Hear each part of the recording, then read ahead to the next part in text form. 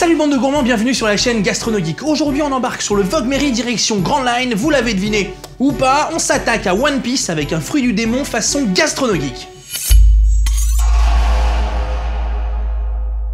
Pour ceux qui ne connaissent pas, One Piece est un manga adapté en animé de Eiichiro Oda qui raconte les aventures de Luffy, un jeune garçon très déterminé à devenir le roi des pirates. J'ai décidé que j'allais devenir le roi des pirates et puis c'est tout. C'est exactement ce que je viens de dire. Bon, l'une des particularités de One Piece est qu'il existe des fruits exotiques capables de donner des super pouvoirs à ceux qui les consomment.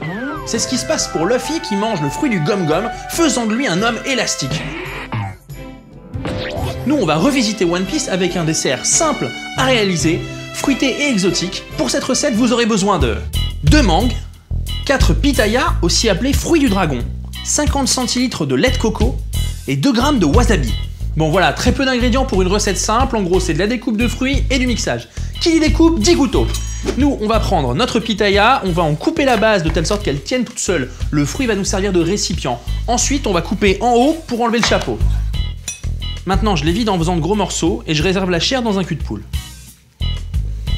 Faites bien attention à ne pas trop les vider, puisqu'on va s'en servir comme récipient pour le dressage. Il faut laisser une petite base de fruits au fond. Voilà pour les pitayas, on va pouvoir passer aux mangues. Donc là, on les épluche et on les taille pour pouvoir extraire le noyau. On y va.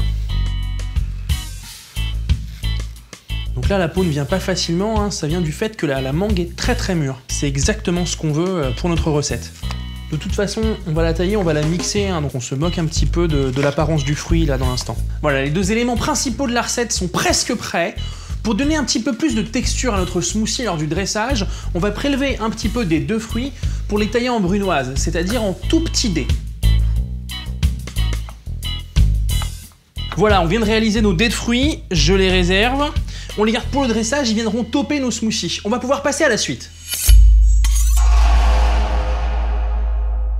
Là, vous allez voir, ça va encore être super simple. Il suffit juste de respecter certaines étapes à la lettre. Donc, on verse le lait de coco, on ajoute la mangue et on mixe.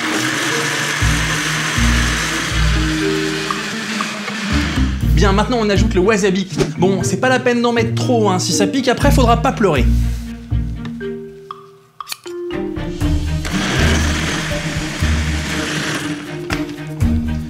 Voilà, le smoothie a une belle consistance crémeuse, on va pouvoir ajouter la pitaya.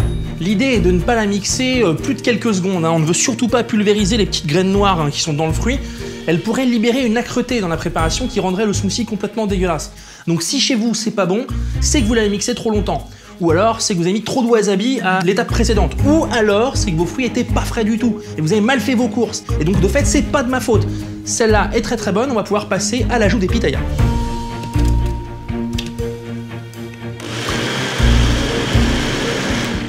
Et voilà les amis, le smoothie est prêt, il n'y a plus qu'à dresser.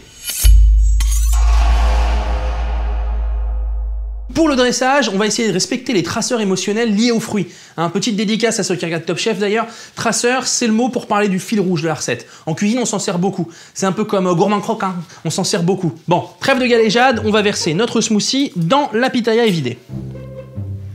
Petit erratum, on me dit à l'oreillette qu'on dit un pitaya et non une pitaya. À partir de là, on va déposer les dés de mangue et de pitaya à la surface du smoothie.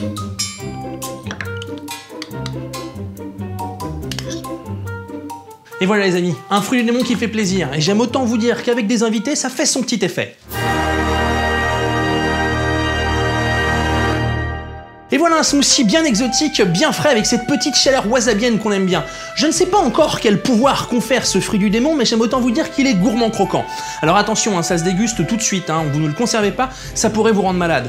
Bon, j'espère que ce voyage sur Grand Line vous a plu, pensez à vous abonner, et moi je vous dis à la prochaine.